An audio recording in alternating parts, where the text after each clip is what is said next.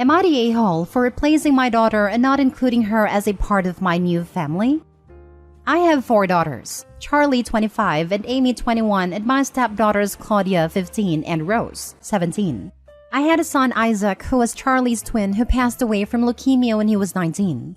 When he was diagnosed at 14, there was a lot of medical bills to pay for Isaac's treatment, and I ended up working a lot to pay for his hospital bills.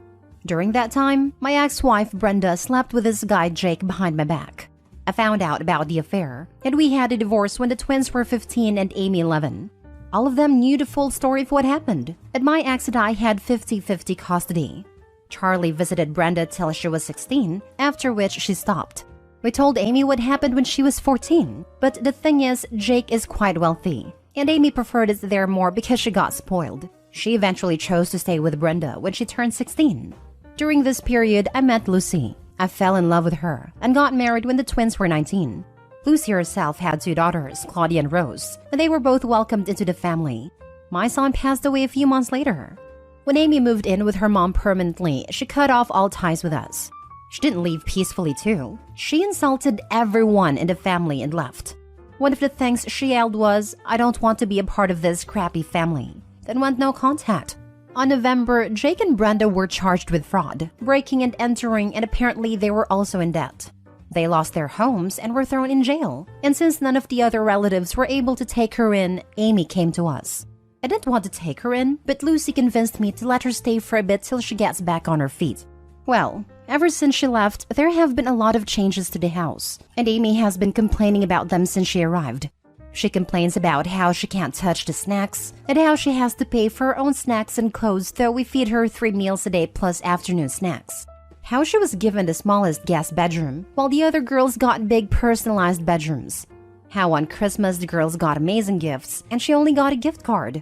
The last straw for her was New Year's Eve. We took the girls to a big party while she stayed at home. When we got back, she started yelling at me how I'm a horrible father and how I replaced her with Claudia and Rose. I told her that she's the one who renounced the family, and so she wasn't allowed in family things. But a lot of people are telling me that I'm essentially replacing her for something she did when she was a young impulsive teen. So Reddit, am I the a-hole? Edit. I would like to add that everyone including her has been in therapy before she left and after she came back. Nothing has come out of it. Amy has also made it clear she wants no relationship with me and is here because she's desperate. And by made it clear, she told it to my face. Now for the top comments. The story as is would make Opie not the a-hole, but I really don't trust this clearly partial retelling of why the daughter went no contact. There's no way the daughter wasn't more clear than, "I hate this crappy family," especially since Opie's saying it's one of the things she yelled. So what was the rest, Opie? Most kids don't go no contact without a very good reason. To be honest, I only remember a few of the things she yelled at me. Along with calling us crappy, she called my wife the S-word, called me and Charlie pathetic for still grieving Isaac. And the one that hits me the most is how she said she wished I had let Isaac die, instead of paying for his treatment. If I'm reading this right, Amy wrote y'all off at 16, and now 5 years later at 21 years old has lost everything and is moving back because she has nowhere else to go? And you have been treating her as less than ever since. Are y'all charging her rent? Does she have a job? What is the long-term goal? It sounds like she isn't quite a family member but not quite a tenant either. She just exists in a home where she has to buy her own snacks? Nope, she doesn't pay rent. She works as a cashier and has been saving money for paying rent at her dorm. Plan is to let her stay until February. According to her college, that's when the paperwork to get her in the dorms will take to process. After that, whatever happens is her business. We aren't treating her less. For Christmas, she wanted the same gift Charlie got, a new computer that I saved up for 6 months to buy. And for New Year's, we were going with Lucy's family and she's always rude and disrespectful to them. They came over for Christmas and she insulted them a bit.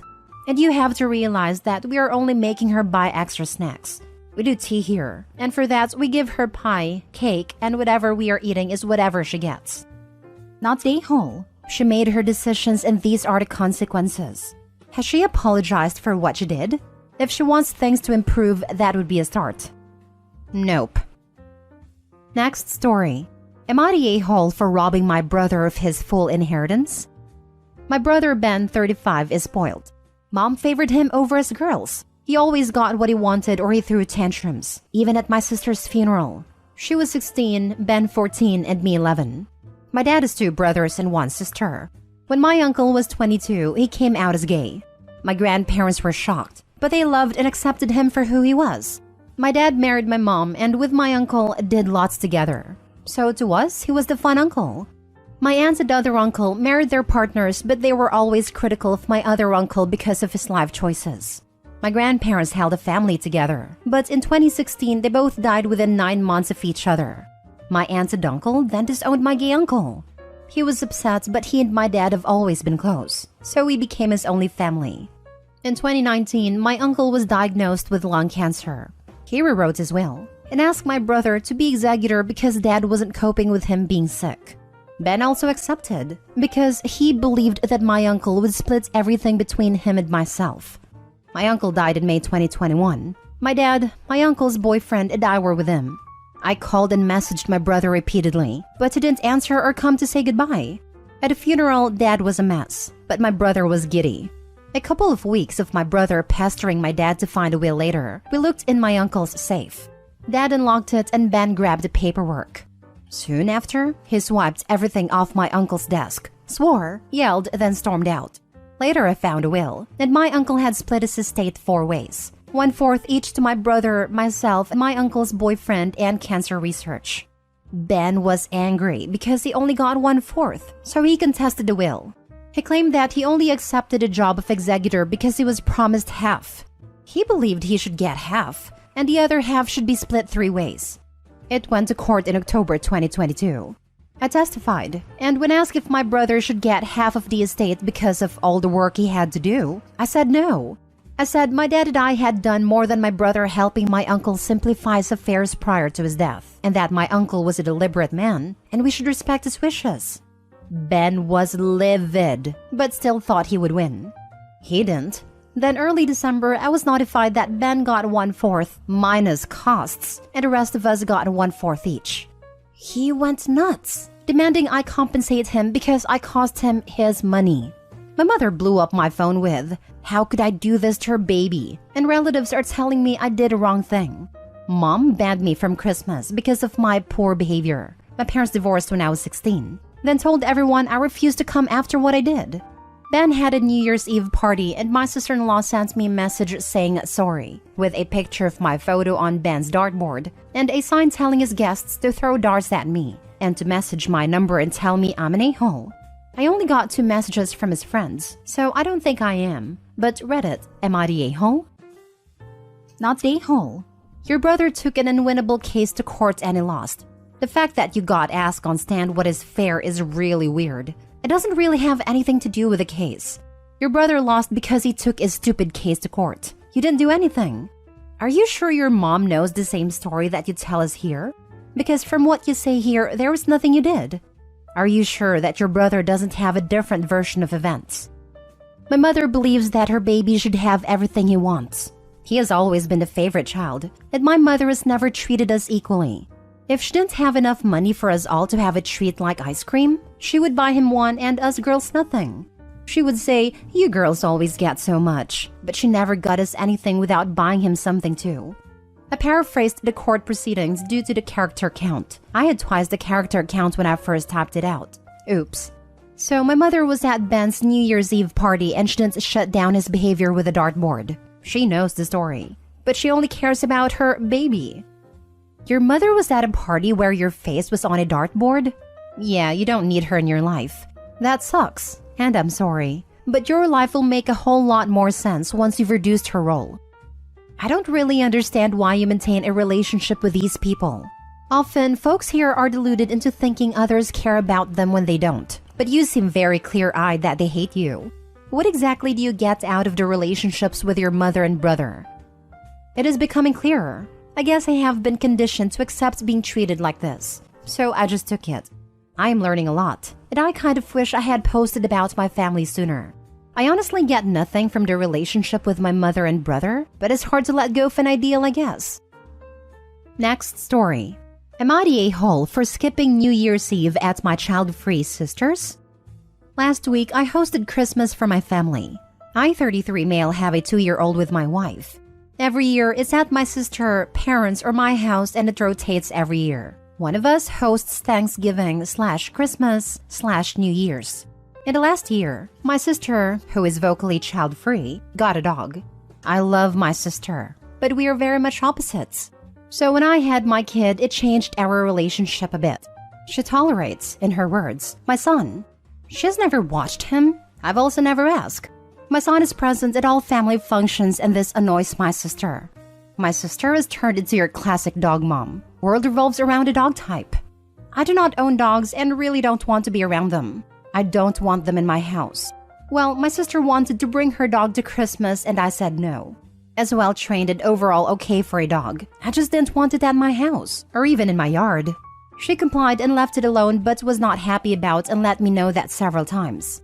The day before New Year's Eve, she told me that kids weren't welcome at her house. I was taken aback by this and asked why. She just said alcohol would be present as we all drink and family friends also come to this party, and just said it wouldn't be appropriate for a 2-year-old to be present. My wife and I had planned to only stay till 10 anyway and then would go home because of our kid. We thought about it and opted to not go at all, and respected my sister's wishes by keeping the kid at home. I let her know a half hour before the party started. Wife and I treated it like any other night, wouldn't even stay up till midnight. By 11, I noticed missed calls from her and didn't answer. Fell asleep while texts started coming in, calling me an a-hole, calling me a dog hater, saying it was rude I didn't come to the party. Said it was BS that she got my kid a Christmas present but didn't get her dog anything. The list went on, and she was clearly drunk. I tried to call her, she didn't answer, and got a text, "I'm not answering, a-hole." So am I the a-hole here? Now for the comments. Said it was BS that she got my kid a Christmas present but didn't get her dog anything. I know this must have been super unpleasant to deal with, but it cracked me up. Your sister sounds difficult. Not the a-hole. This reminds me of a deleted post from the other day. A gal was 4 months preggo and was mad her mother-in-law didn't get her unborn child a Christmas gift and went off. Difficult, entitled, arduous is the sister, and it's all sad yet oddly funny in a warped Reddit way. OP not the a-hole. Yeah, crazy. My comment was along the lines of, but it's really difficult to shop for a fetus. Not the a-hole. I say this as a kid and a dog lover. She was testing you and wanted you to protest when she said that her nephew wasn't welcome. You didn't take the bait, and she ironically threw a toddler-sized tantrum. Good for you and your wife for not arguing, complying, and staying home. The only misstep is that you called her back. Should have just ignored it. I would leave it alone. This is a her problem, not a you problem. And no, you didn't need to get her dog a gift. I rolled my eyes at that one. Lol. I can't stand children and love dogs. Sister is on some weird power trip, thinking other people should treat her dog the same as they treat a related child.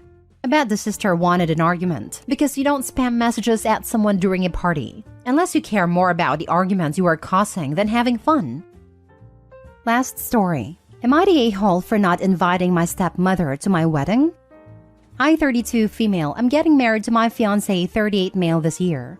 My parents separated when I was 14 years old. My dad left my mom for a secretary we'll call Anna after my mom was in an accident that left her badly visibly scarred, leaving her to raise my 2 sisters, both 25 twins, and me alone. This completely devastated my mom and she was depressed for a long time. She's okay now, but she's never completely recovered. I'm the oldest child by a long stretch, and I was basically left to raise my sisters and look after my mom for a lot of my teenage years. I was very, very angry for a long time, and I refused to see my dad until I was in my mid-20s. However, both my younger sisters were slightly too young to grasp what happened and continued to visit him on the weekends. They bonded a lot better with Anna than I did, and in many ways, she was like a mom to them. She introduced them to a lot of female things, like makeup and fashion, because my mom's scarring meant she didn't feel comfortable with that kind of thing. I started speaking to my dad again about 7 years ago, and we now have an okay relationship. I understand a lot better at this age that love isn't easy, and you can't help who you fall for. I'm also on reasonable terms with his wife, who has tried extremely hard to bond with me since I was a teenager. My mom has never fully recovered from what happened and never found anyone else. She can just about stand being in the same room as my dad without crying nowadays, but she absolutely cannot see his wife. She's not cruel or dramatic about this. She just politely declines invitations to events if she knows Anna will be present. For previous events like graduations, Anna has always declined the invite, saying she doesn't want to put my mom in an uncomfortable position and pushed my dad to go alone. However, with my wedding, things haven't exactly gone like that. I tried to be as nice as I could about it, and I invited Anna out for a meal and told her that I was sorry, but that it was important to me to have my mom at my wedding than her, so I was going to have to ask her not to come to the wedding. Anna said that she understood, that she expected it, and that I needed to do what's best for my mom. My dad, on the other hand, became extremely angry at me when he heard. He called me up and essentially said, if she's not coming, then he's not. Both my sisters have found out about this, and they're extremely upset with me too, and are also threatening not to come. I'm not sure if I'm the a-hole here. This is a tough one. Your father abandoned all of you, and it was you and your mother who bore the brunt of the consequences of his actions. Suddenly having to raise 3 girls on her own must have been scary and stressful for your mom, and you had to take on that stress as well, caring for your sisters and helping your mom through all of that difficulty. Meanwhile, your father got to go and start a brand new life with his secretary and got to be the fun weekend dad to your younger sisters when it was convenient for him. I see comments on here telling you that you and your mother need to get over the past, but the fact that you both still carry a lot of that weight from the past with you shows how heavy it all truly was for you. Honestly, you don't owe your father a thing. You have been graceful with both he and his wife, and for them to demand that you place their attendance at your wedding above your mother's is out of line. It's your wedding. If you don't want people there that stir up difficult and painful emotions for you and your mother, then you have every right to not invite them. You have not been unkind to either of them, and you've handled this in a very gentle and civil way. You are not obligated to accommodate them any more than you already have. Not the a-hole. Update. Thanks all. Your comments have made me see sense. I'm going to take my dad up on his offer not to come and let my sisters know they're welcome not to either. My mom's my best friend. She's been there for me my entire life, even through her own misery. If no one else comes, but she's there, I'll be happy. Update 2. Called my dad. Tried to appease/diffuse the situation by apologizing. Tried to explain that I understand his point of view, and that I respect his relationship, but that I can't ask mom to go through that, and that it would spoil the day for me knowing the pain she'd be going through. Ask him if he'd consider doing something just the 4 of us. Him, Anna, me, fiancé, or maybe the 6 of us with my sisters. A nice dinner somewhere, paid for by my fiancé and I, so we can celebrate our union together. He hung up the phone. So there you go. That's my dad. Am I the a-hole for not backing my wife up when our son says she's no longer his mother? Hi, so I think my wife has single-handedly the cause of all her problems. I'm done pretending I'm at fault. Kind of done with her in general, and I see divorce at the horizon like a bright sunrise. So me and my wife got together in college. Things were fine, and I proposed when I was 23 and she was 22. People might say that's young, and yeah, probably, but we didn't get married until we were 25 and 26. Well, she got pregnant at 24 and we had a son. I want to say, I didn't force her to have him. I told her I'd love to have him. Personally, I was ready, but if she wanted to wait a bit, I'm okay with that too. She chose to go through with the pregnancy. We started getting ready for the baby, and I told her because of our living situation, if she wants, she can go back to work and continue her career. We can afford a long-term babysitter. Our living situation is, my aunt and uncle are successful and they own a second home where we live. We just pay bills like electricity and stuff. Not bad at all, so we have extra cash. She said no. She wants to stay with our son and be a stay-at-home mom. Sure, I don't care. I'm fine with that. Bond with our baby. Well, she got PPD and didn't bond with the baby. I told her to go to therapy because this wasn't going to fly. Me bringing in 100% of the money, me paying 100% of the bills, me taking care of our baby 100% of the time that I'm at home. She didn't want to work, and she refused to care for the baby, so I had to get a babysitter every Monday through Friday anyway. I was sympathetic at first. I get it. Having a baby is difficult. But 2 years of that and you start resenting them for not doing anything and refusing to get help. Constant fighting about her doing nothing and how I'm tired of being with her. I told her at one point it was either get help or I'm divorcing her. and she can go back to live with her parents at the age of 27, which they've made it aware they won't be happy with that. She went back to work, but not her college degree career. No, she chose to work at the local cigarette shop store. At this point, I just didn't care. It was something good enough. I just became indifferent. We stopped being intimate. We stopped talking about anything other than our son. We're basically roommates. That's our marriage. He's now 17. Me and my wife got into it because I told her I'm done. Completely done. Our son is almost 18. He's preparing himself for college, which is completely paid for by me and his grandparents. And when he's gone, I'm gone. She freaked out, told me I'm worthless. She wishes she never met me. She hates she got pregnant and wished she aborted our son when I told her she could. He overheard, obviously, and he came out and yelled at her and told her, "Fine, have it your way. You're not my mother anymore. Go F yourself." Well, in my opinion, reap what you sow. She's now upset he wants nothing to do with her. It's been 2 months, and he does not talk to her or interact with her in any way. He works a part-time job. He buys everything he needs. He has his own car. He doesn't need her for anything. If he needs something, he asks me for extra cash for help with his car. Things like that. But he avoids her like the plague. She's mad at me and wants me to make him talk to her, and I said me and her are done, which I've made clear. I don't know what she's expecting from me, but if he's also done, then maybe she shouldn't say things she doesn't mean. If he wants to forgive, then he can, but I'm not going to make him, or even suggest that he should. He's old enough to make his own decisions and understand his feelings. I'd be hurt if my parents said that about me. I don't know if I'm the a-hole.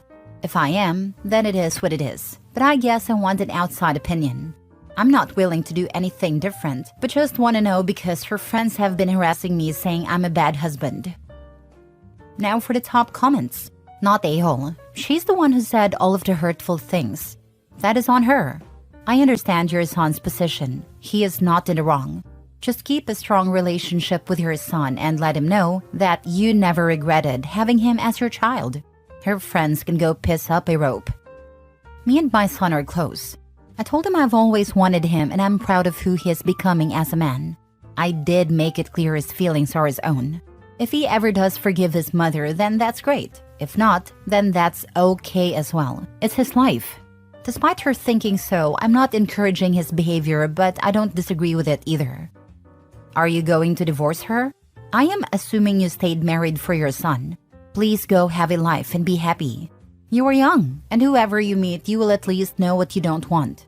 She used her words to hurt you, and lo and behold, her son heard her. What the heck does she expect him to do? What the heck does she think you can do to fix it? You didn't say it. She's suffering the consequences of her actions. She's going to have a very long road ahead of her, waiting for your son to forgive her. I can also promise you that your son doesn't want you to suffer for him anymore. Stand strong for yourself and your son. Don't give her anything anymore. Just let her find her own way. She has a college degree, so it's not like she's unable to find work in her field. You have dreams, I am sure, so begin fulfilling them now. Yeah, divorce her now, for your son. Show him you value him and will not allow him to live with that kind of resentment toward him and his home. I'm sure he has picked up on it over the years. I come from a situation like this. Staying together is not helping you or him. Your bond will be stronger if you still have some time at home with him to be a happy family unit, the two of you. Your wife, hopefully soon to be future ex, will only negatively color the time you still have at home with your son before he leaves. It's best to not expose him to any more emotional abuse or manipulation, and to make it clear he has a safe home with you so that he will want to come home in the future. Next story. Am I the a-hole for not sharing my trust fund with my step-siblings? I'm 17 male and my parents divorced 2 years ago. Nothing crazy happened. The marriage was just not working out. My mom remarried and I have 2 step-siblings. My dad did not.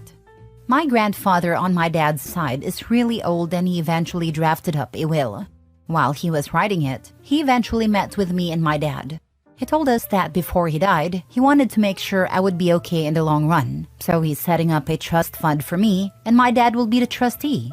I won't be accessing this trust fund until I graduate college. I'm not sure how much it is, but my dad said it's in the 6 figures. This was all planned. My grandpa wanted to make sure I was fully set up for life since I'm his only grandson and we are very close. He has no one else to leave anything to besides me and my dad. Due to the divorce, I spent half my time with my dad and half with my mom. As I mentioned before, my mom remarried someone with kids. My step-siblings are around my age, and while I get along with them okay, we're not super close. They're cool and all, and I don't have any dislike towards them, but I don't really see them as my siblings. They don't see me that way either. Recently, my mom ended up finding out about my grandpa's plans to leave me a trust fund. My stepdad and her sat me down on the couch and said we need to discuss my trust fund. They told me since I'm getting a lot of money, I should share it with my step-siblings. Their reasoning is that we're all family now, and it wouldn't be fair for me to have all this wealth while my step-siblings get nothing.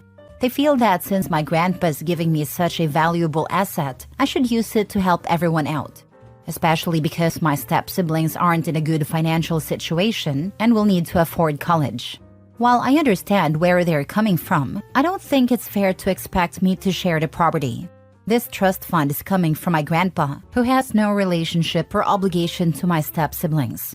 He specifically wants me to have it, and it feels wrong to go against his wishes by giving part of it away to people he's not connected to. I also can't access this money until I graduate college, so it's not like I can even do anything with it right now. They want my money to pay for their kids' colleges, but by the time I access the money, they would have graduated college by then, or have been in their last year. Also, they are saying my step-siblings are in a bad financial situation, but this isn't completely true. They may not be able to afford a lot of colleges, but they can definitely go to a state school, and that's still really good. When I told my mom and stepdad how I felt, they got upset and said I was being selfish and not thinking of the family as a whole. They think I'm being greedy for wanting to keep everything for myself, even though I don't feel like it's their place to ask me to share something that was never meant for anyone but me. I told my dad and grandpa about it, and my grandpa was angry and called my mom and stepdad and told them that the trust fund is for me and no one else, and they have no right to it. Obviously, I'm conflicted. I don't wish anything bad on my step-siblings, but my grandpa obviously left me money to give me a head start in life. After college, that money will be super useful for investments, housing, and other stuff. If I use it to pay for my step-siblings' college, I probably won't have much left. My mom and stepdad are being cold towards me, and my step-siblings have no idea what's going on. I'm starting to reconsider now because I don't want to ruin the relationship with my mom and her husband. Am I the a-hole? Not the a-hole, but tell your dad and grandpa. My guess is grandpa will bring the hammer down. I would. Pretty sure mom's request was foreseen by granddad, and a big part of the reason he set the trust up in the way he did. Definitely talk to dad and granddad. Whatever you do not share that money. Tell your father. What your mother is doing is pure manipulation and disgusting. She should be ashamed to call herself your mother. Such a disgraceful POS. Not a-hole. Involve your father. I did. He called her and basically yelled at her for it. As the trustee, he told me he will make sure my mother will never see a penny of that trust fund. Since you are 17, see if you can live with your father full-time. They have shared custody of me, so I don't know how that would work. It's only 1 more year, then I could do whatever I want. I know, but I'm just concerned about the emotional and verbal abuse you may go through living with your mom. Right now it's silent treatment, but I'm at my dad's, so it's going well. Thanks for the concern. Next story. Am I the a-hole for telling my daughter I won't budge even if she never speaks to me again? My daughter Casey, 17 female, worked and saved up money for around a year to be able to afford a better car than we could buy her with our family budget.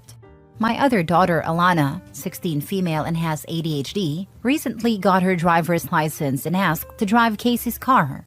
Casey allowed it, but Alana ended up having a bad accident around 6 months ago, which basically rendered the car unusable. The insurance payout wasn't nearly enough to cover the replacement, and with Alana's medical bills from the accident, thankfully there was no permanent damage, just a broken arm and leg. There was no way we could afford to replace Casey's car immediately. Alana was very apologetic to Casey, and so were we, since we couldn't afford to replace her car. Casey didn't accept our apology, Anna's been basically avoiding us, skipping family dinners, and pretty much pretending that her mom, Alana, and I don't exist, and only talks to us if she needs a form signed for school. I begged her to come to a family therapy session, and she eventually relented, but with the condition that Alana wouldn't be present. In the therapy session, she told us that she won't be resuming a relationship with us until we replace her car, which realistically won't be until next year. When the therapist asked how she expected us to do that, Casey said we would just make Alana work to earn the money. The issue is that Alana has severe ADHD and already has trouble managing her schoolwork. I'm worried that making her work to earn the money will harm her grades and have significant ramifications for her future. Casey said, "Well, she should have thought about that before destroying my car. I don't care. I'm not gonna speak to any of you unless I have my car replaced." I responded that she was free to avoid speaking to me for as long as she wanted to, but I'm not going to permanently harm her sister's future to get her a car earlier. My wife agrees with me that we need to stand firm in our position, but is also genuinely afraid of Casey never speaking to her ever again. I understand that her car was ruined, but as a parent, I need to look out for all my children, not just one. I also don't want to set the precedent that emotional blackmail will work, even if what you're asking for is unreasonable. Am I the a-hole? Now for the comments. Anyone wondering how much convincing it took for Casey to let Alana drive her car? I'm not wondering. I'm already convinced that Casey allowing it was reluctant at best and coercion at worst. No convincing at all. We weren't even involved in a convo between them. You're the a-hole. As much as I doubt that you had no influence in Casey agreeing to let Alana use her car, it doesn't change the fact that Alana is responsible for working to replace the car. She needs to learn responsibility. I have a sibling who has severe ADHD and has been medicated for it for as long as I can remember. It has never impeded on his ability to hold down a job and/or be successful working and going to school. Alana is learning that there are no consequences for her actions.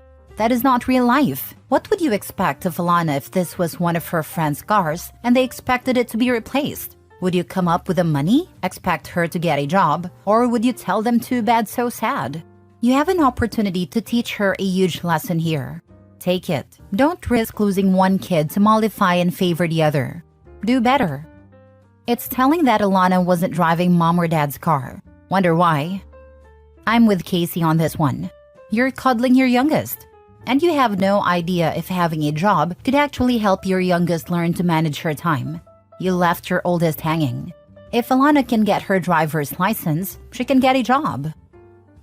Last story. My husband considered it stealing when I sold this expensive watch to pay for our son's procedure. Am I the a-hole? My 6-year-old son had a medical issue and needed to have a procedure. My husband hasn't worked for 9 months after leaving his previous job, and my salary is barely enough to get us by. My husband bought some expensive things when he used to get paid. He had a high-paying job and saved no money, but instead bought some expensive stuff for himself. He had to sell most of it to be able to buy new clothes or get a new iPhone. He had an expensive wristwatch that he was keeping to wear at important occasions. We discussed coming up with money to pay for the procedure, and he refused to give up the watch and told me to find some other way to get the money when he knows I can't. He suggested that our son stays on meds to manage the pain till I come up with the money. But the procedure was advised as soon as possible. I just could not bear seeing my son going through so much pain, so I went ahead and sold the watch and paid for the procedure. My husband found out and immediately said that he considered this stealing and said that he won't look at me the same anymore. He didn't yell or react harshly, just kept saying that I committed theft and that I overstepped and betrayed his trust. After that, he stopped saying anything else to me, just that what I did was stealing. His family sided with him, and his mom, whom I'm not on good terms with, suggested that he either divorce me or get a lockbox to keep his stuff safe, since I stole from him before. I was so devastated by how I was treated and thought that I was doing the right thing. Now he's making me feel like what I did was really stealing, regardless of the reason why I did what I did in his opinion. Was it really stealing? Am I the a-hole? Take up your mother-in-law's advice and divorce him. He was happy to see your son, who I presume is also his, in pain for the sake of a watch. Ask yourself what he actually contributes to the marriage or your and your son's life. He's a mooching mama's boy, and you deserve more. OP is already supporting the household on her income alone. Getting rid of the mooch will save her money on food expenses. She definitely needs to move all her income into a lockbox, aka a separate account to stop him stealing it, if not already done that. As said, trust is blown. Not a-hole. It may or may not have been stealing legally speaking. But morally, you did the right thing. I would have done the same in your situation. Your husband suggesting jeopardizing your son's health and subjecting him to unnecessary suffering for the sake of a freaking watch is sick. I would 100% steal to pay for my son's surgery if he was sick and in pain, and I wouldn't feel bad about it. Especially if the person I was stealing from was the other parent. I mean, honestly, is it even stealing in this case? I don't think it is. I know this sounds bad, but I'd sell myself if it meant my kid wasn't in pain and save them. Am I the a-hole because I didn't invite my father to my wedding because years ago he told me I was no longer a part of his family? I, 28 female, will be getting married next month and did not invite my father to the wedding. But now he's trying to get in touch. I feel like I need to explain the background. It all started when I was 6 years old, when my parents divorced after my dad cheated on my mom with my stepmother. After that, I mostly stayed with my mom, but during holidays and vacations, I would stay with my dad. When I was 8, my half-brother Jake, now 20 male, was born. Whenever I was with my dad, I was forced to take care of him. When I started high school, I had to move in with my dad because my mom had to move abroad for work. This was one of the hardest periods of my life. My stepmother wasn't a bad person. She tried to include me in things, but she was very submissive to my father. As for my dad, he always treated me like an outsider, someone who didn't really belong. I was constantly responsible for taking care of Jake, and whenever I took my stepmother and Jake out, I was never invited. One of the most painful experiences happened when I was 14. My dad announced that the whole family was going to Disney for a vacation, but the day before the trip, he told me he wanted it to be a family moment, their first big trip with Jake, so I was left home alone. This was a pattern. Whether it was trips to the beach, the zoo, or other outings, they always went without me. My dad didn't like me going out with friends or inviting them over, saying teenagers together only cause trouble. He was controlling, calling the house phone at random times to check if I was home, and even had a trusted neighbor to keep an eye on me to make sure I didn't have visitors.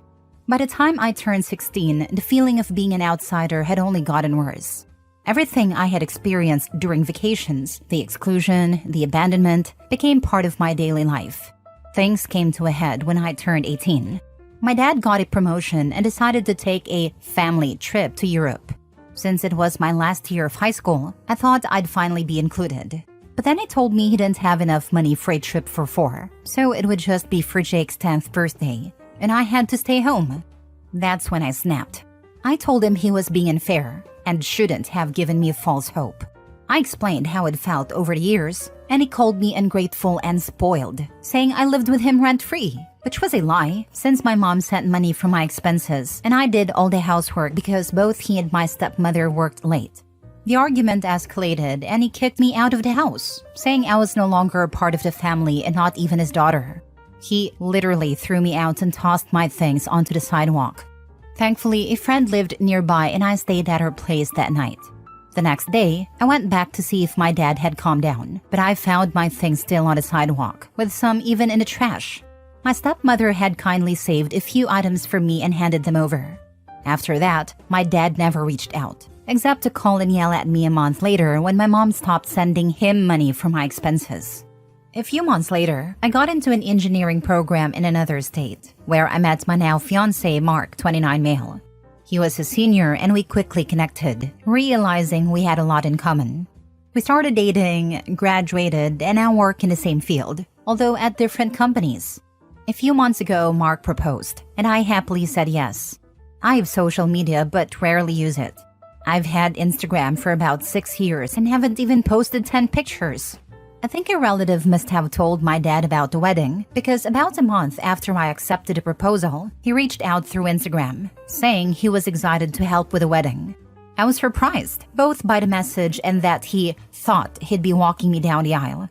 I responded, telling him that my stepfather would be walking me down the aisle and that the wedding would be small, just for close family. After that, I blocked him. Inspired by stories I've read on Reddit, I expected calls, messages, and letters full of insults like ungrateful or spoiled. But instead, I received a letter delivered by Jake. Yes, we're still in contact. In the letter, my father expressed how sorry he was.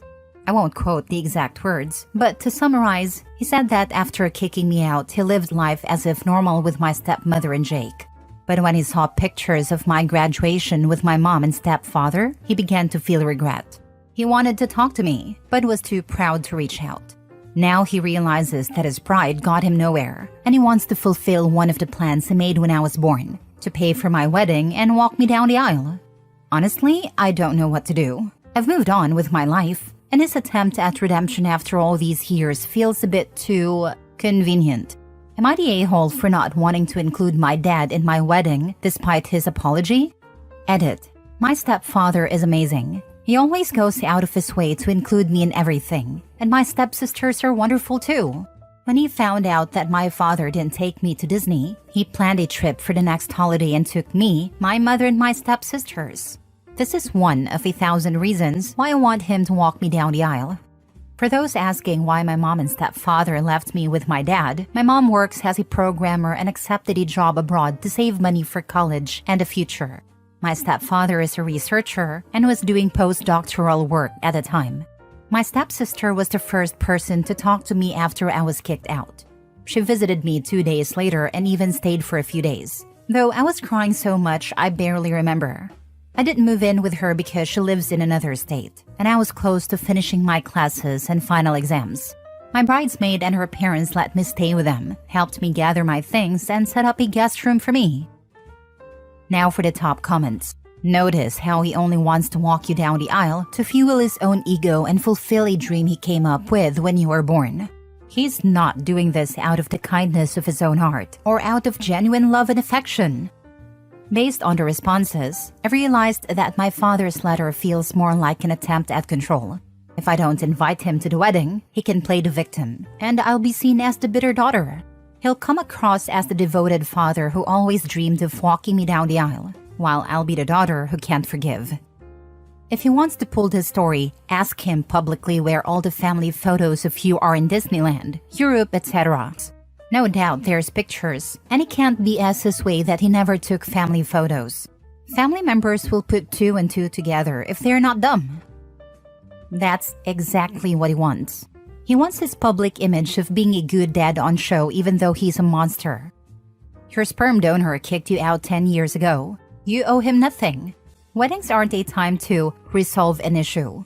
Tell Jake that his father isn't your problem. It's your wedding. Sperm donor doesn't get an invite. I hope you have a beautiful wedding and an amazing married life. I loved the terms DNA donor and sperm donor. I really think I'm going to start calling him that. Mark is even joking that my DNA is 90% from my mom, so he can't be called a DNA donor. But yes, I'm looking for the best way to respond to Jake so he starts referring to my dad as the sperm donor. My personality tells me to respond politely, but Mark thinks I should be short and blunt. And thank you. I will plan to make the day as special as possible. It'll be a day just for me and Mark.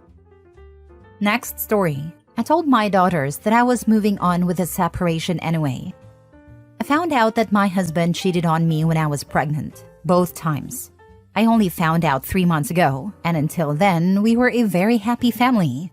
My husband is a great dad. Our daughters, aged 14 and 16, know the reason we are getting a divorce, and that he had 2 affairs with 2 women, but they don't know all the details. They are opposed to the idea of divorce and have threatened to never see me again if I go through with it, because the affairs happened so long ago. I understand that they don't want change and fear their lives being disrupted. I know all of that, but I just can't be with him anymore. I can't even look at him. Nothing is working. Therapy is not helping, and they are adamant about never seeing me again. I haven't seen them in 2 months. We currently rent a small studio apartment, and we alternate living at the house with the girls. One of us lives in the house, while the other stays in the studio. The girls refuse to stay with me at the house during my weeks, but they stay in the studio with my husband. The therapist advised not to change the arrangement, even though I thought I should stay in the studio permanently to give them more space in the house. We bought our house in 2003, and its value has quadrupled. Because of this, we'll be able to afford 2 decent homes, even if they won't be as big and beautiful as this one. It's not like the girls will be living in bad conditions. Before all of this, they were close to both of us and loved us equally. Now, they only love him. Last week, they made it clear that if I file for divorce, they will never see me again. I told them I'm never going back to him, and they said I've made my choice, and they will never see me again. Not the a-hole. Teenagers are stubborn and they think they can force your hand. If you give in to this, you would be setting an example that it's okay to submit to abusive or unfaithful relationships if someone applies pressure. Not something girls should be learning as the norm. Tell them that in their lives, if they ever need to walk out to protect themselves, you will support them, and it's a shame they don't feel the same, but it won't change your intention to do the right thing. I'm worried about what he's saying to them when OP isn't around. When they get older, they'll get wiser and return to mom. Truth always comes out. I 100% agree. I used to think my mom was the best and didn't like my dad. But when we went to get our passports, my dad showed us a message where my mom told him that we had said we felt like he didn't love us anymore. Honestly, that was an eye-opener for me. We were just waiting in line. It wasn't even like we were inside complaining or anything. Later on, I read a divorce settlement. My dad had given my mom about 1.5 million South African rand for properties and other things. He also had to pay for the damage to her car. She had an accident with it. I think she drove it into a tree, while still paying the 1.5 million. On top of that, he has to pay 30K in child support. While I understand it, my mom has barely used any of that money on us. Maybe 2,000 ZAR for spending money, and we're 4 kids, and that's it. We hardly get new clothes. My younger sisters get more than me and my older brother. My dad even pays for new beddings 12 times a year, but we only get new beddings maybe once a year or once every 2 years. My parents divorced and my mom also cheated. Multiple times, actually. I remember sitting at the door waiting for her to come back. I was about 10. From 4 p.m. to 8 p.m. with baths and dinner in between. It took me 7 years to really come to my senses. I wish I could get that time back with my dad. Your daughters will realize what they threw away when all you wanted to do was love them and be there for them. Next story. Am I the a-hole for telling my sister I won't raise her child after she abandoned him? I, 21 female, am in college, work part-time, and barely keeping my life together as it is. My sister, 27 female, who has always been more free-spirited than responsible, recently left her 4-year-old son with our parents and disappeared. She quit her job, packed a bag, and went on a soul-searching trip, leaving no real explanation beyond a vague text saying she needed to find herself. Now, our parents are getting older and taking care of a toddler full-time is wearing them down. They've been hinting that I should step up and help more. This has slowly turned into outright suggestions that I should take him in full-time, essentially becoming his guardian. I love my nephew, but I am not in a position to be anyone's mother right now. I have my studies, a tight budget, and no space for a child in my life. I told my parents and sister that while I can babysit here and there, I won't take full responsibility for him. I reminded them that's her child, not mine. When my sister called, I finally confronted her. I told her she needed to figure out her situation and come back for her son. She got angry, accused me of abandoning the family and said I should step up, since I'm the only one who has her life together. My parents are also upset with me. They think I'm being selfish and that I need to grow up and take on more responsibility for the sake of the family. I feel guilty, but at the same time, it's not like I chose to have a child.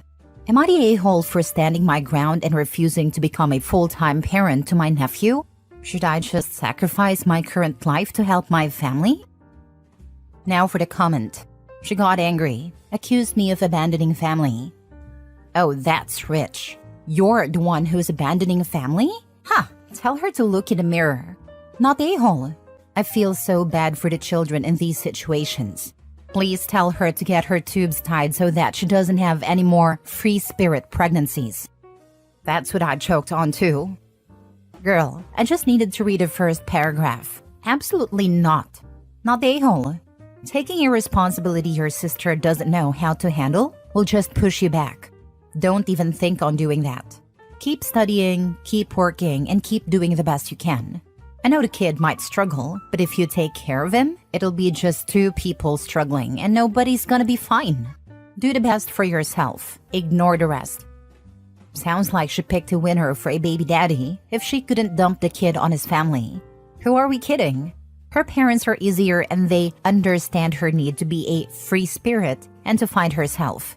His parents might have just told her to grow the heck up after all.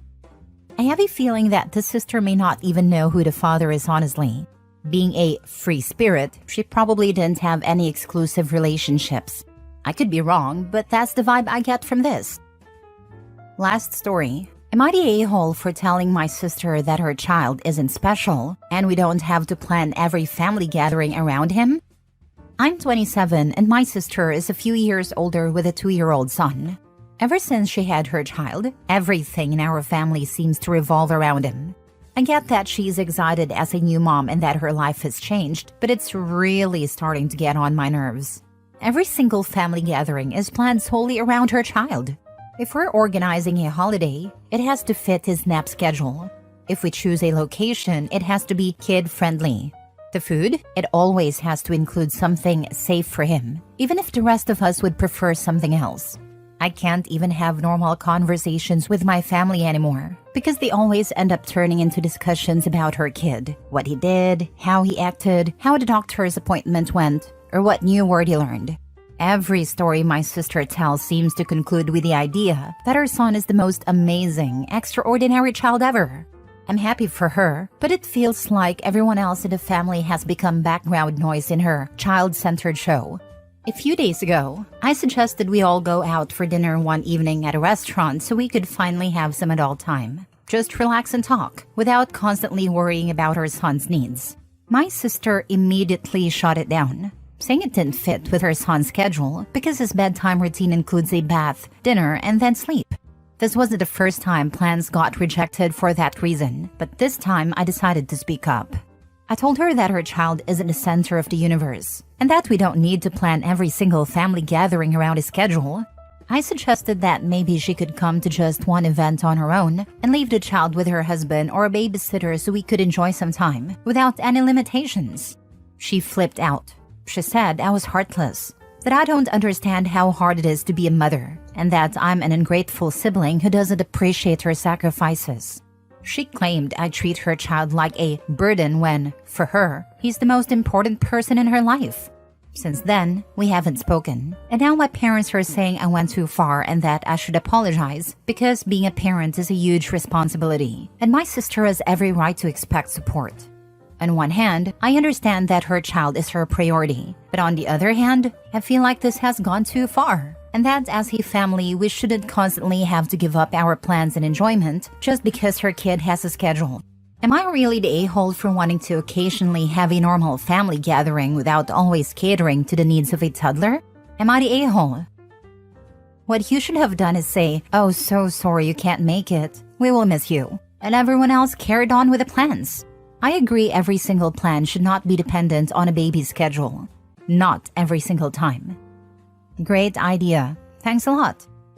Info: which members of your family are advocating for child-free events other than you? As someone who regularly wants child-free time, this is the real issue. Go out with your friends if you want to avoid your nephew.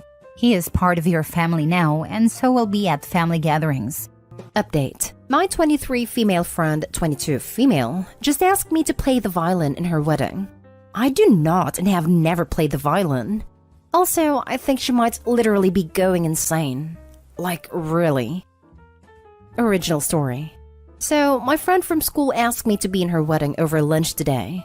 I've known this girl about 2 years, and because we have the same major, we are school friends. We partner up in classes, do projects together, etc., but I don't really know or hang out with her outside this setting. Anyways, she asked me to be in her wedding, and I assumed as a bridesmaid. But I was wrong. She said she had had a dream of her perfect wedding and it was so beautiful she woke up crying. Wrote it all down and cried for hours because it was just so beautiful and perfect. She even made some sketches and said this was a vision from God for a wedding, and she couldn't even explain the warmth and ecstatic love to me because she didn't have the words, but that she would do anything to capture it perfectly.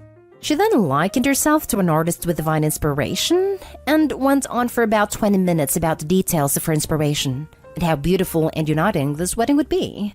That it would change lives and be so much more than a ceremony, and that the execution was so perfect it would be more of a visual statement, an artistic dedication to love that everyone would be a living part of. In this beautiful perfect wedding, I am to the front left on the aisle, playing violin as her guests arrive, in a long white gown, feathered and beaded and soft, very romantic. I'll know it when I see it.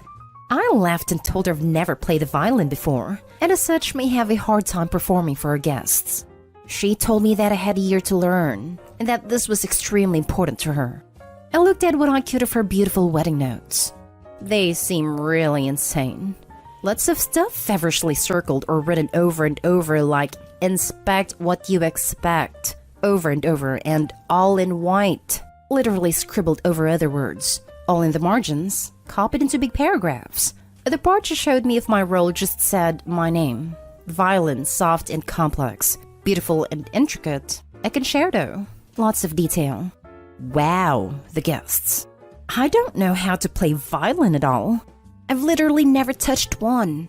She sounded like she was on something talking about it. She was feverish and flitting from topic to topic, and talking about how maybe I could compose something. But she wanted it to sound so intricate that no one would believe it was just one person playing it. It seems beyond normal bride stuff, and when I told her even if I did have a year to learn to play, it would be basic at best, she slammed her hand on the table and said, "Stop." Then went right back to her cheery, excited talk about her divine wedding. I very gently tried to refuse, and told her that this wedding sounded really important, and that I would be happy to try to find a professional to play for her, and she just said, no, it has to be you. I'm sure of it. And went right back to talking, as if I had suggested I wearing a hat to the beach. Just really casually dismissed.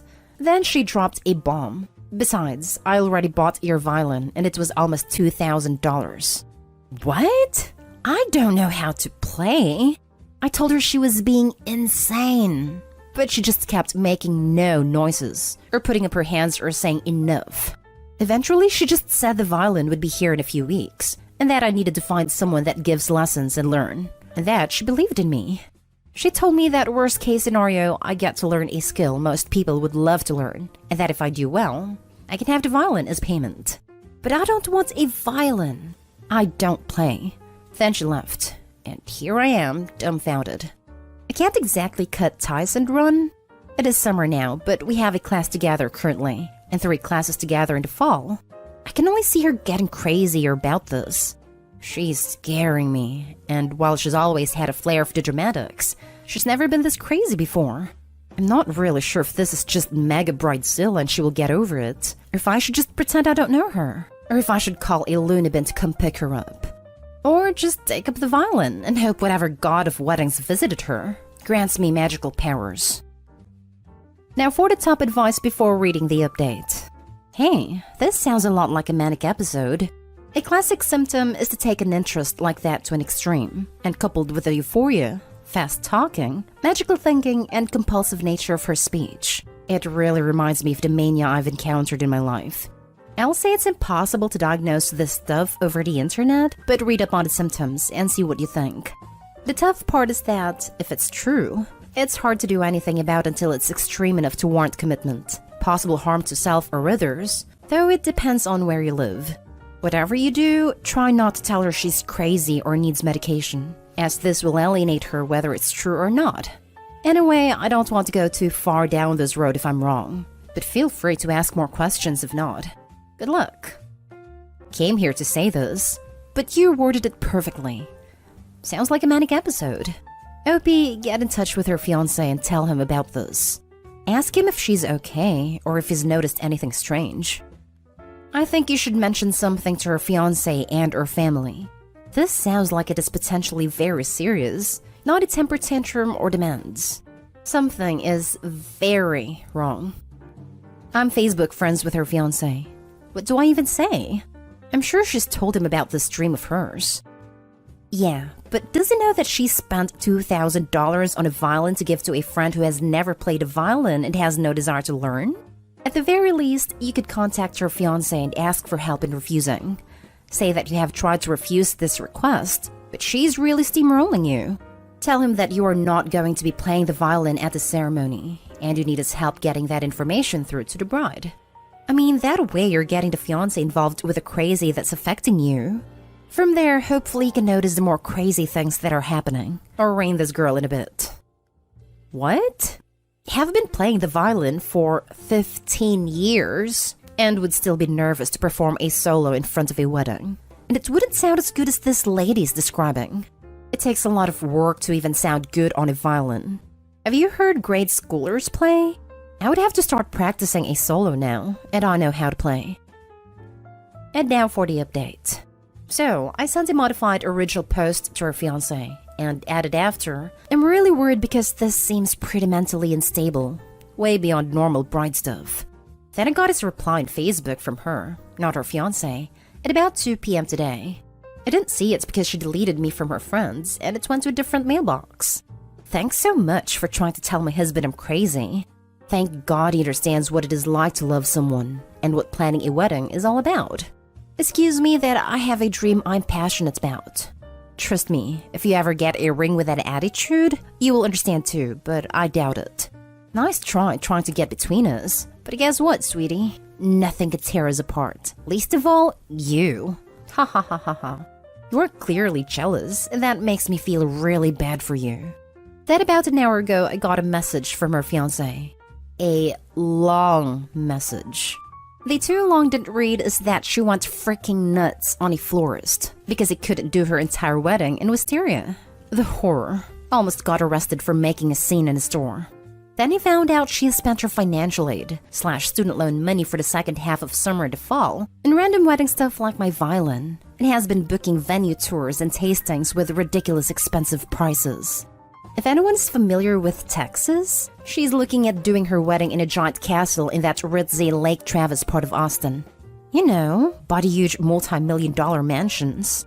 So I told her about the need for a budget and being realistic, and she threw an epic freaking fit. At this point, she left and went to her sister's house. I messaged him back saying that she may be bipolar and in a manic state, and to ask her sister to maybe get her to a doctor. But he was more upset and focused on being hurt at what she had said to him about the wedding than her. She threw a right little tantrum and accused us of sleeping together. I told him that, needless to say, I would not be playing violin in their wedding, and that I was sorry for any trouble. But I really did think it was best he seek some mental health help for her. He said, "You made your point. You don't need to rub it in. I can take care of my family." I told him I understood and wished them the best. And I guess that is that. I didn't see her in class today though, and it looks like she won't be coming back for the fall unless she has a plan to get more money. Thank you for the help, everyone. I really did appreciate having a few hundred friends in this. The husband-to-be is still absorbing new information that he is reluctant to absorb. His best case scenario is that she is reckless bridezilla. He may want to be in denial with that for a while. I wouldn't be surprised if the OP gets messaged later confirming the bipolar diagnosis. I would be totally surprised if OP gets messaged later, but I would not be surprised with a bipolar diagnosis. You made your point. You don't need to rub it in. I can take care of my family. It sounds like he's still taking what OP said personally. Almost like he thinks she's being sarcastic instead of genuine when she says she needs medical help. Wow. Well, good on you for trying to reach out to the fiancé. Now that he is informed, how they deal with it is up to them. I think you can walk away with a completely clear conscience. And don't take her jab personally. You know she's not all there right now. You did great.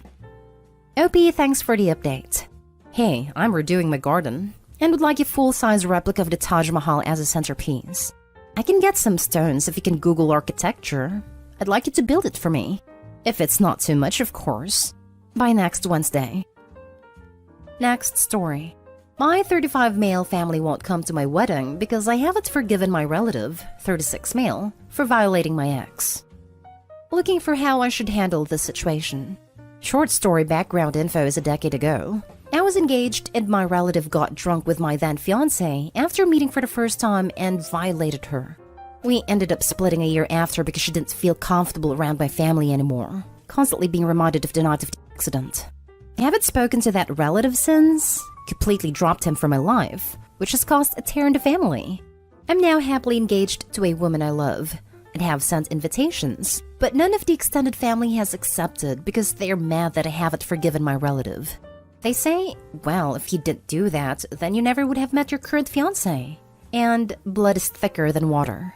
To me, the ends don't justify the means, and family shouldn't get an automatic pass when it comes to stuff like this.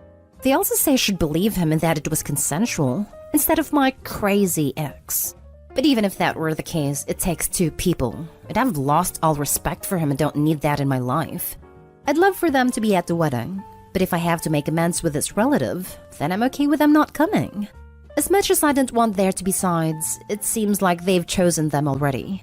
I'd like to reach out to them to plead my case, but I'm not sure if that's the right play. Thanks in advance for any advice. Now for the advice. Anyone who faults you for insisting that your wedding be an offender-free zone is telling on themselves.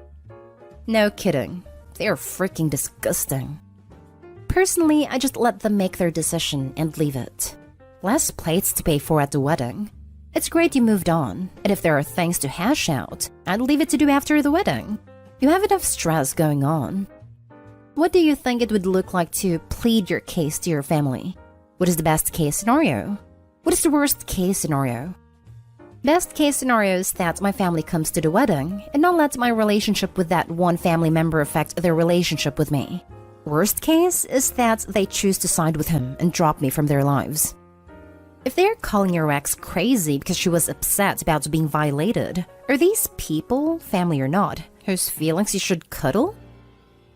Edit. This got bigger than I expected. I appreciate everyone taking the time to comment. I'll let them come to me. I said I like them there, but if they want to take sides, I'm okay dropping them too. It's in their court, and I'm not going to spend my energy justifying my feelings to them. Just wanted to say thanks again to the kind advice and for reinforcing my thoughts on the situation. The wedding is in a few months, and I'm going to enjoy the hell out of the day no matter what. Last story is titled, My 30 female close friend 37 female is relying on my husband 35 male for emotional support, and it's making me uncomfortable. The other day, my husband and I met our mutual friend at the pool with our daughters. We have known this friend and her husband for the better part of a decade and have all become quite close. About a year ago, she moved out of her home she shared with her husband to escape the marriage, which had turned abusive. I offered a lot of support to her in this time, offering our home to her and her children and helping to put her in touch with many different resources. I also offered my shoulder at any time she needed it and have encouraged her every step of the way. My husband and I have spent a lot of sleepless nights trying to ensure the health and well-being of everyone involved. It is a relief that she has initiated the divorce process and can begin to move on with the life she deserves, and we continue to support her. Recently, she offered to help us with a small errand while we were out of town. My husband met with her to exchange info prior to us leaving town, and it took him about an hour longer than he had planned. He called on his way home to let me know that he was running late as upon his arrival. She began to talk with him about her struggles with the divorce and was sobbing. I didn't think of it at the time, other than to feel badly for her and to make sure I checked in with her. When she arrived at the pool with her girls, we were applying sunscreen to all the kids. I asked if she wanted help applying hers as she's quite fair-skinned and did not have anyone to assist her. She said she did not need help.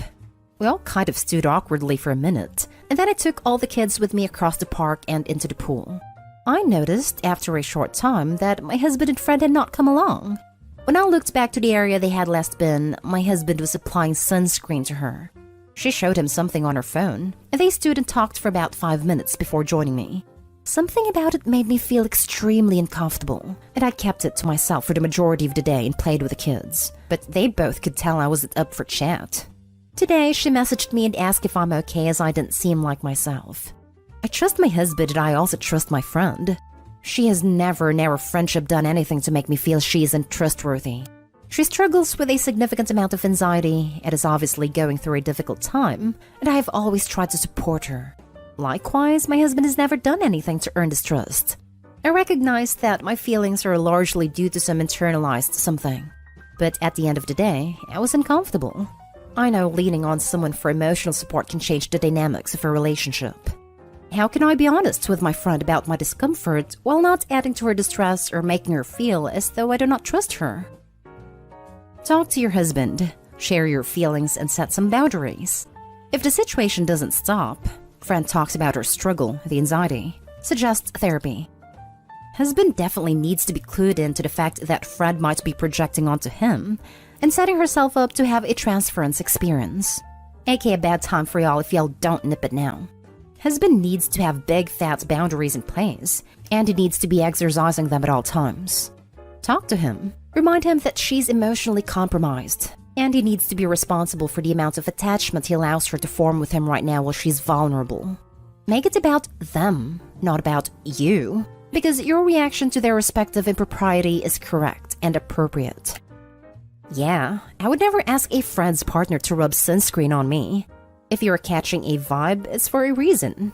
Although your husband should have directed her back to you for help with sunscreen application, I can see how he may have gotten caught off guard with her request. What makes these kinds of situations annoying is that people will downplay the inappropriateness and act like it's no big deal because it's just sunscreen, or I was just in a bad headspace and he happened to be there to help me. But in my opinion, this is how the inappropriate friendships start, with the little stuff. I've seen friends make really poor judgment calls when they are going through divorces or other difficult life events. She should probably be talking to a therapist if she isn't already. If you aren't comfortable calling her out on the sunscreen and emotional support thing, then come up with a plan with your husband on how to handle her in the future. He needs to set some boundaries with her. Personally, I don't think you should ignore your gut feeling here. I had a close friend like this who I helped after her marriage ended, etc. I was rewarded by her and my husband, now ex, having an affair. I'd mention it to both of them how you felt, but be wary.